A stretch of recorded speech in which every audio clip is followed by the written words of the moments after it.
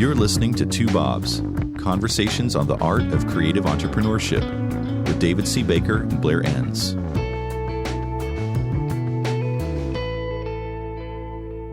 Good morning, Blair. You are in London. I'm in Nashville. Yeah, it's my afternoon and it's your 7 a.m. And don't tell me you've gotten a lot more done today already, because that's just the time change thing. Has nothing to do with productivity. Today, we're going to talk about the 7 masteries of the Rainmaker. Choke. You're choking on the word Rainmaker, are you? Well, a little bit. It's like 7. Wait, how come it's not 6 or 8? 7 sounds quite biblical, almost like we need to take an offering at the end of this or something. Let's do that. I'm more choking on the idea of the Rainmaker. Do you hear that term much anymore? I don't really hear it. We know what it means, though. No, but there was a time when you heard it often. In fact, if an agency were running an ad looking for a new business person, probably a healthy percentage of those ads would have the title Rainmaker Wanted. Yeah. I've never liked the term Rainmaker. It's a little bit funny that an agency principal would be looking for an individual who essentially has magical powers, the ability to make it rain. Yeah, right. It's dry. The crops are going to die. All we can do is just rely on magic. So let's call in the Rainmaker. We have no idea how it was always a he back in those days. But we don't know how he or she does it, but this is our last resort.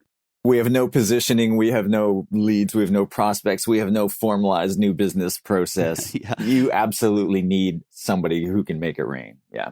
So I've kind of used that term tongue in cheek, but the idea of 7 masteries is it really stems from the notion of mindset, because you can master behaviors. You can master all kinds of things. And when I originally wrote about this a few years ago, I had come home to the idea that I was teaching people sales process. And people were learning, so they were onboarding and understanding what it is that they needed to do in specific situations, but yet they still couldn't bring themselves to do it. So I kind of went deep into the subject and realized that, well, the things that I'm asking them to do, because my approach, the win without pitching approach to selling or to new business, is a little bit contrary to kind of the conventional way it's done in the creative profession. So the things that I was asking them to do were contrary to their overall general pattern of behavior. And then you ask yourself, well, what sets somebody's general pattern of behavior? And the answer is,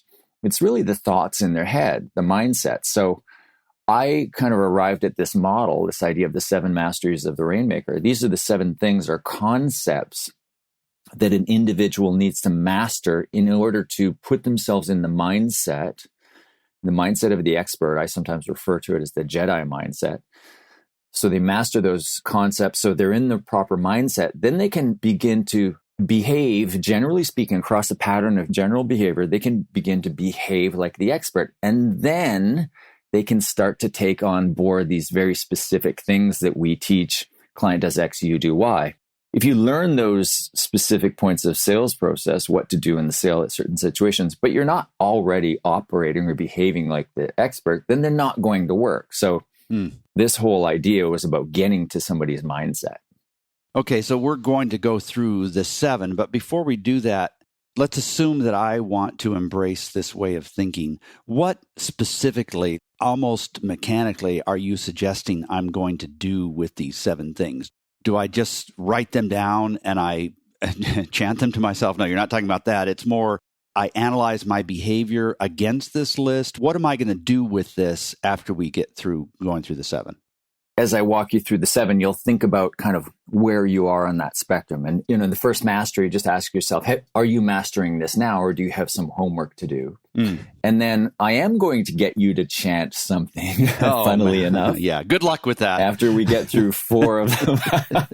I think I said to you, this is either going to be really fun or it's going to be a complete disaster. So right. Yeah. We'll just see how it goes. So as I explain the mastery, you just ask yourself, well, is this something that I have mastered, or do I have some homework to do? And then once we get through 4, the first 4, which I consider to be the foundational masteries, then I'll actually talk about stringing them all together into a little kind of saying that you can, or a mantra that you can say to yourself. And I don't mean to sound like you're kind of Buddhist guru here or something. As you laugh and talk about that, right? We're going to get you to say it out loud. Okay. And then you'll see that when you do this properly, this becomes the conversation that you're having yourself with, and it sets you up to go into a situation where you're behaving properly. And even if you don't remember the specific things that I tell you that you should be doing in the situation, it won't really matter because you'll be thinking the right things. Therefore, your tendency will be to behave appropriately. You will behave like the expert. And then you can forget all of the nuance and you'll still probably do pretty good. Okay. All right. So let's dive in then. The first one is focus, right? So talk about that. Yeah. So mastering focus, it begins with the subject of focus. When you go in and do a total business review with a firm, I don't know this for certain, but I would expect that one of the very first things that you look at is the firm's positioning. Once you do an assessment of where the firm is and how they need to improve, I suspect that's kind of the foundation of where you start, or one of them. It certainly is in my business. Yeah. In fact, I'm doing one yesterday and today. And as I was driving to where I'm talking with you now, I was just thinking, I love this work. There's so much science and art around positioning. And it sets the stage for everything, right? I mean, how can you have all these other conversations without that? And that's what you mean, focus. Power in the sale comes from deep expertise, which comes out of that focus. Now, so when somebody's listening to this first one and they're thinking, okay, do I still have homework to do? That question is my firm focused enough to give me power or leverage in that relationship? Yeah. Are you focused, or are you the individual benefiting from a focused firm? And the benefit of focus is when the firm narrows its focus in terms of the types of problems it solves or the types of clients it works for, usually a combination of those two. When it narrows its focus, it allows the firm to build a deeper expertise. So if you're an agency principal and you have a dedicated new business development person, just ask yourself, are you arming this person with the benefit of focus? And so we're going to build a 4-statement mantra. And the first statement is, I am the expert, I am the prize. And that comes from this notion, this idea that I see myself as the expert practitioner in the relationship and not a vendor. I have some power in the relationship because of the depth of my expertise. Therefore, I have the sense of being in control. But this idea that I am the prize to be won, I and the firm, we are the prize to be won in the relationship. And it's not the client is the prize that I am trying to win. So again, that's a mindset thing. Do you see yourself as this deep expert and representing a firm that has deep expertise that is desirable to the client? And do you see yourself in the firm as the prize to be won in the relationship? That is so powerful, even though the words are simple. It's the opposite of being a supplicant. It's not an arrogance, though. It's more of a quiet confidence that I've seen this before, and I'm eager to help, but we should talk about whether this is a right fit. I don't have to have this. There's so many, I keep thinking of all these statements that emerge from what you were just talking about on the focus side. Even though we're kind of skipping past it, we could unpack this notion for weeks. We could talk for weeks just about what focus means, but that's how it all starts. I love the fact, obviously it has to be on this list, but I love the fact that it's also the first one. So I am the expert, I am the prize. So that's focus. Second would be purpose. So talk about what that means, because we're still talking about very foundational things. How does purpose relate to this as a second one? Yeah. So after you master focus, you build deep expertise. The second, master a sense of purpose. And a purpose, by purpose, I mean kind of a higher mission or calling. So most well-positioned firms can express their positioning in some fairly standard, almost formulaic language. And I don't mean to denigrate the language by calling it formulaic. I think first, you actually have to express your positioning in a formulaic language before you get creative with the language. So most specialized firms can say, we're experts at helping this type of client solve this type of problem, or this discipline for this market.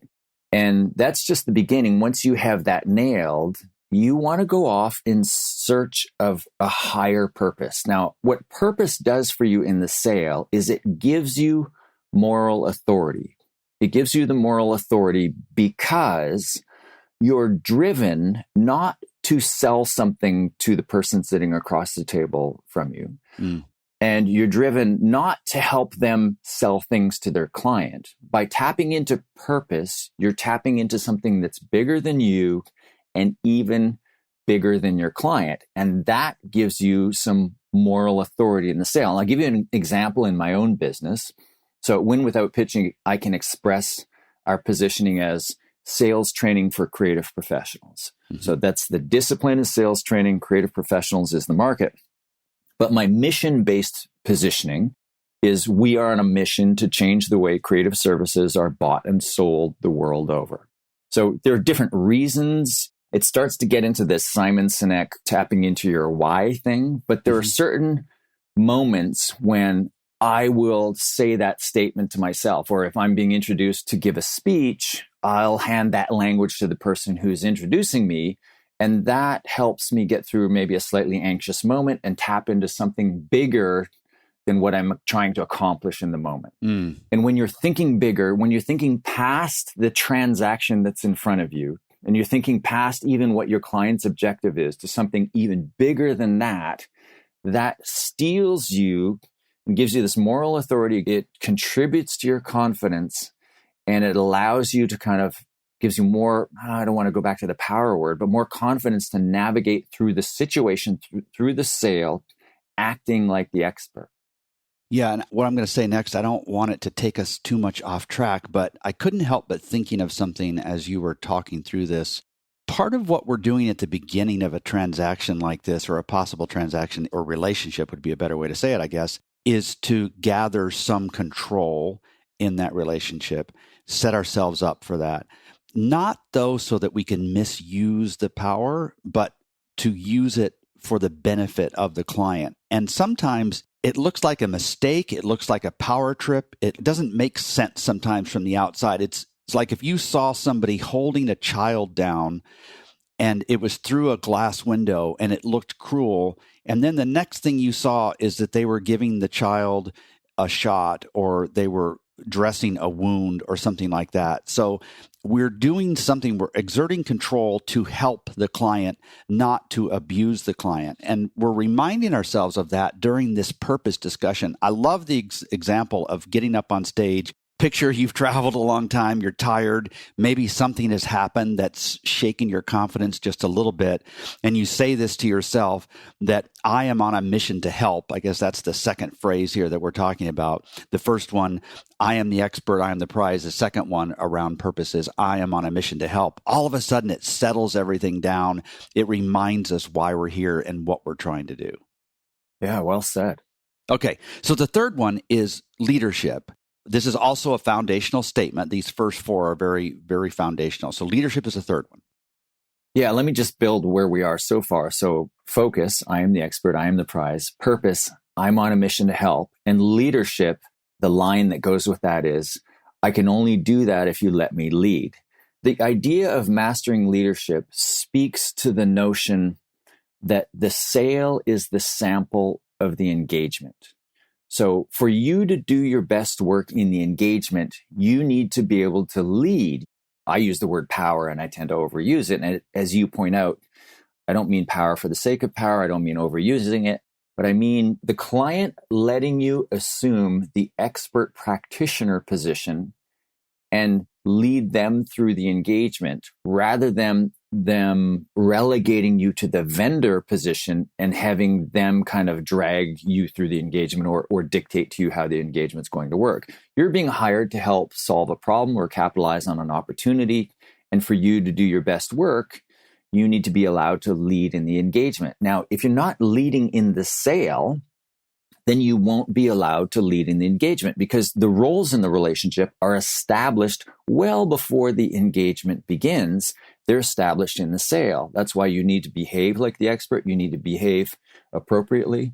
So this third mastery of leadership is simply recognizing that for you to do your best work in the engagement, you need to be allowed to lead the client. Therefore, it's your job or a requirement that you assume the leadership position in the sale before you're hired. Again, I refer to kind of the battle for leadership or power or control as the polite battle for control. And it should never feel to the client like you're dominating them or lording anything over them. It should feel the way it feels to you when you're hiring an expert practitioner yourself. They're calm, they're collected, they're clearly in control of where things are going or what the appropriate next step should be. But they're also quite consultative with you, and they make you feel like you have input and you're not being dragged along. So that's the third mastery, is leadership. I can't help but think about the notion of process as well, because many clients of the folks that are listening to this podcast, those clients are sometimes going to question the process you want to take them through. And it's pretty important to not only have a reason for the process, but to also stick to your process as the expert. Now, if it's not a good process, you don't need to stick to it. But I guess that was obvious. But it's funny. I was thinking that too, because I'm sure you've seen this too. There are a lot of agencies out there that kind of manufacture this, I'll call it process, the Canadian version. They manufacture it and they lead their clients through it. And then I come along, or you as a consultant come along and look in and go, oh, yeah, it feels a little bit hollow and empty, and it's needlessly long, and it's not as fruitful as the client might think. So I think we can laugh about it, but there's actually some fairly hollow processes out there. Right. But assuming that it's a good process and that it really is a core part of how you are going to lead the client, then this begins to be a part of how you conduct that conversation. It's like, you've hired me as the expert. The way I've done this in the past many, many times is to follow this process. I don't mean the hollow process. I mean the good process. It's allowed me to find the truth more reliably and more quickly. And that's a part of leadership. Leadership is not just the advice I'm giving a client. Leadership is also the process that we go through together to arrive at that advice. That's more the point. So focus, purpose, leadership. And the fourth one is detachment. You're listening to Two Bobs, conversations on the art of creative entrepreneurship. Your hosts are David C. Baker of Recourses, author, speaker, and advisor to owners of expert firms, and Blair Enns of Win Without Pitching, the sales training and coaching program for creative entrepreneurs. For more information, go to twobobs.com. If you find this podcast helpful, please help us by telling a friend and rating us on iTunes. Thank you. Now back to David and Blair. Let me go through and repeat these phrases again. So on focus, we have, I am the expert, I am the prize. On purpose, I am on a mission to help. On leadership, I can only do that if you help me lead. And then third is detachment. So walk us through that. Yeah. Fourth is detachment. And the line that goes with it is, all will not follow, and that's okay. There's really two things you want to master about detachment. First of all, you want to detach from the outcome. So we're talking about the mindset that you get into right before you go into this sales interaction. And you layer in all these masteries, focus, purpose, leadership. And this idea of leadership, I'm going into the exchange, and one of the things that I'm looking for is I'm looking to take the lead, and I'm looking to see if you will let me take the lead. Do you recognize me as an expert? And are you willing to let me lead in the engagement? If you are, you'll let me lead at least a little bit in the sale. And the fourth mastery here at detachment is letting go of the fact that, well, if they don't, that's okay. Your business is bigger than any single one interaction or any single one opportunity. You are this focused expert. The idea is, if this person or this client or account doesn't come with you, if they don't let you lead, if they don't hire you, etc., that's okay. So you detach from the outcome. That's number one. You focus on the mindset and the behavior, and you detach from the outcome. So again, if you imagine when you hire or work with other professionals in your life, if you end up saying to a lawyer or accountant or solicitor or, whoever the most vaunted expert is in your life, if you decide kind of not to go with them, they're not pleading for you to please give me your business, because they're this recognized expert who have, you imagine that they have all kinds of opportunities available to them beyond you. And that's essentially what you should be thinking to yourself and then communicating to your client, and just let go of the outcome. So that's the first point on detachment, is just generally focus on the mindset, focus on the pattern of behavior, and let go of the outcome. Don't be tied to the fact that this person absolutely must buy from you.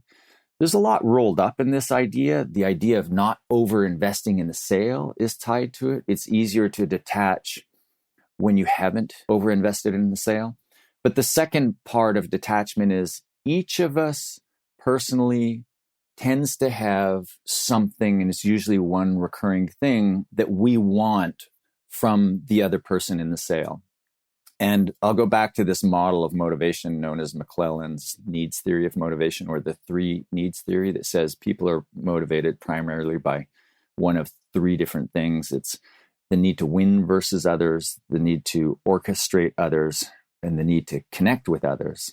So if you're a high competitive drive and you have a high need to win, then you really need to detach from, before you walk through the door, just let go of the need to win this opportunity. If you have high power needs, you have the need for authority and respect. That's probably a good thing, because you and I have been talking about that. You want to occupy the expert practitioner position. But some people can be in danger of having too high a need for authority and respect. And that's me. So I need to let go of the need to be the absolute authority on something. And other people have high affiliation needs. What they're concerned about in any social interaction, even in a commercial one like this, is the need to be liked by others, the need to connect with and be liked by others. So in that situation, they would be telling themselves something like, all right, this person doesn't need a friend. They need an expert practitioner. So I will detach from my need to have this deep personal connection with somebody. And there's some more nuance there. You don't want to detach from that completely, but you do want to recognize essentially what a big motivator is, and recognize that you tend to go to this too often. And in the situation, you want to let go of it. So the idea is that all will not follow speaks to this notion that you don't need to close every deal. And then there's the secondary detachment of what is it that you personally need? Identify it and let go of it. Because we should not need constant affirmation that we are an expert in the relationship. We should enter that potential relationship. Every once in a while it gets on rocky ground, but believing generally that we are the expert, and there's a lot of evidence for that, in that many clients over many years have paid us a lot. And then after the engagement, we've heard that it made a difference for them, whatever business our listeners are in. I love talking about this notion about how much we care or what we care about. I have this theory that has 0 scientific underpinnings, just to make that clear. Those are the best theories. Go on. All of a sudden, you're interested now. The idea is that we have 200. Now, the number might go up or down, obviously, but we have about 200 instances in our souls where we can care a lot more than the client can. And every time we deeply care more than the client does about something, a little part of us dies. And then we have 199 left. And so you want to use those very carefully. They're like little tokens that are not going to be replaced. Caring about the wrong things, it just kind of kills you slowly, right? Yeah, you've punched all the holes in your care card. You're out. Yeah, exactly. I'm done. Where's my free copy? Clearly, you punched yours years ago. I don't even know what a care card looks like anymore. Okay, so what's this mantra that you're going to try and get me? You say it and I'll repeat it. And this rolls up the first 4. I am the expert. I am the prize. I am on a mission to help. I can only do that if you let me lead. All will not follow, and that's okay. You try it. Okay, so if I say this, will you let me lead the next 6 episodes of the podcast? Yes. Okay. You can have whatever you want if you say this. Okay, I don't believe that. But I am the expert. I am the prize. I am on a mission to help. I can only do that if you help me lead. If you let me lead. If you let me lead. All will not follow, and that's okay. So obviously I messed it up. I have to practice this some more. Okay, so those are the first 4, and you've wrapped them up.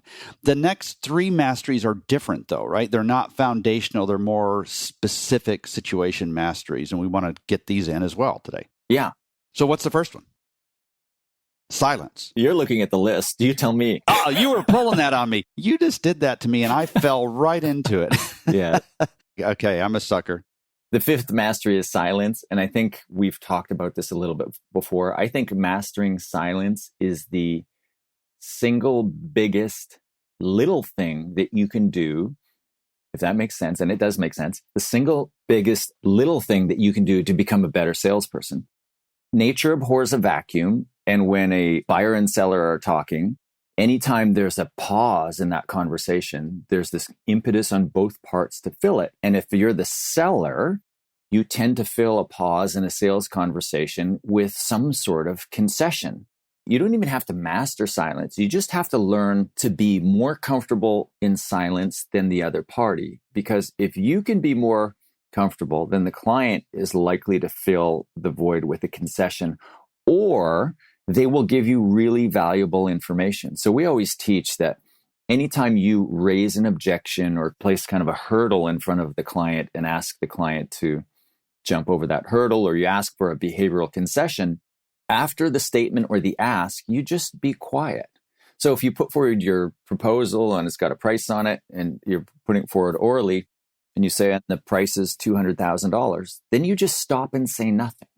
And it's hard to do this initially, but it's actually very easy to get good at this. And if you can just kind of not be the person to break the silence and you let the client fill the void, then you will get all kinds of information on where the client stands, on how much power you have in the relationship. And you might even get some concessions, whereas salespeople like to fill a void. In that moment, the price is $200,000, silence. And then the salesperson can't stand it and says, but we could do it for less.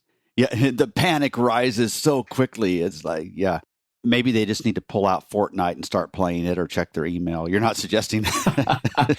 I always say count to 10 under your breath. Yeah, okay. All right, so silence is the first of the three after the foundational ones. And the second one is directness. Yeah. Say what you're thinking. We've talked a lot about this one, but it fits in the system, right? So just remind people if they haven't heard that episode. I was just working with a firm earlier this week, and we were just doing some role play scenarios where I was on the subject of saying what you're thinking. So I was just throwing out some scenarios, and I was saying, okay, so here's a scenario. You're talking to a prospective client. You're thinking, oh, they're probably too small. They probably can't afford you. What do you say?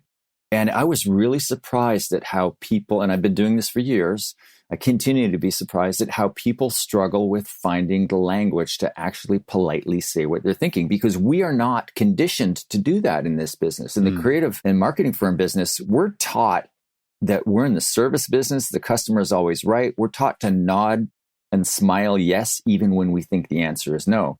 But an expert would never do that. If you've got an opinion that's contrary to one that's been stated by the client, including an opinion on what the next step should be in the path to determining whether or not you're going to work together, you should say it. So be direct, put it on the table. So I'd say there's a slight pause. As soon as you get the thought, the contrary thought, you have an obligation to state the thought. And you pause long enough so that you can think of a way to say it with kindness. So we talked about before, the subject goes by the name kind ruthlessness. So you're kind in your language, but you're ruthless in your standards and your behavior. By that, I mean, you're being direct, you're saying what you're thinking. If you think the client's assessment of their problem or their opportunity is wrong, then you should say so. If you think there are flaws in the way they're proposing to hire a firm like yours, then you should say so. If you think the client is making a mistake in the engagement, then you should say so. Any expert worth their weight would confront politely with kindness the client with a mistake that they think the client is making. And we almost universally, it's not universal, but it's almost universally, we don't do that. We need to learn to get better at doing that. So you master this idea of directness, of saying what you're thinking. I'm picturing somebody taking the oath of office or being sworn in before they give testimony. There needs to be something like that for experts, a commissioning service for experts where they raise their hand and say, I pledge to do it politely, but to be honest and to state the truth with the clients who deserve that from me. They deserve that leadership from me. This is a very powerful one. I love that idea. Or equivalent of the Hippocratic Oath. Yeah, right. Okay, so silence, directness, and the last one is money. So master your own wonderful relationship with money. That's one of the things we got with another couple or some friends or whatever, and We can talk about sex. We can talk about all kinds. We can't talk about how they raise their kids, and we can't talk about money sometimes. And that carries over into how we conduct these early relationships in sales settings as well. We can't really talk about money for some reason. Yeah, and that's why it's the seventh and the last mastery. And I like the idea that if people were just to read it, you have to master money. Some people would be repulsed by it, the idea. And those are the people that I'm really speaking to here, because we're not mastering kind of the accumulation of money or the spending of money.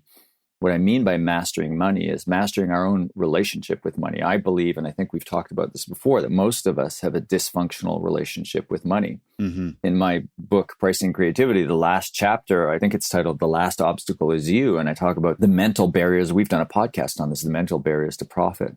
And that's what I'm talking about, is not getting hung up on money and all of the kind of the personal, emotional things that we were taught or we learned around money, all of the baggage. Baggage isn't fair, because it's, as you pointed out, in social situations, the rules around talking about money are actually quite different than they are in a business situation. You know, as you say, you've got friends where you can talk about sex, you can talk about politics, you can talk about things, but you can't necessarily talk about money. And there's only a small number of people in my kind of personal life where I have an open relationship with them about the subject of money, where we've agreed that we're going to talk openly about money, and there's really nothing off limits. Yeah. I'm really talking about mastering the subject of the hold that money has over you, or the idea that the subject of money is somehow holding you back because you don't feel it's worth it. I got an email 2 days ago from a client who said he forwarded an exchange that was happening in his firm. He said, "Oh, you're going to love this." He said, "Read down and start from the bottom." So this is a firm that's recently moved to value-based pricing. So they still scoped it based on hours. Somebody internally said, well, it should take this many hours. The client wasn't buying hours, but they sold it for way more hours than it took to deliver. And two people internally were saying, this is unethical. We cannot do this. So the principal of the firm and I are kind of laughing back and forth about this, because if you think it's unethical to create extraordinary value quickly, then you have a dysfunctional relationship with money. Yeah, you also have some other issues that are coming around the corner too. This is such a great topic. I'm not at the point where I'm going to start chanting this, but I really do like this. So the foundational 4, focus, purpose, leadership, detachment, and then the 3 masteries that are more for specific situations, which you might use in certain specific cases, would be silence, directness, and money. Blair, this is fantastic. I loved our discussion today. Yeah, thanks. It wasn't nearly as weird as I thought it would be. Thank you, Blair. Thanks, David. Thank you for listening to Two Bobs with David C. Baker and Blair Enns. Subscribe and learn more at twobobs.com. That's the number 2, BOBS.com.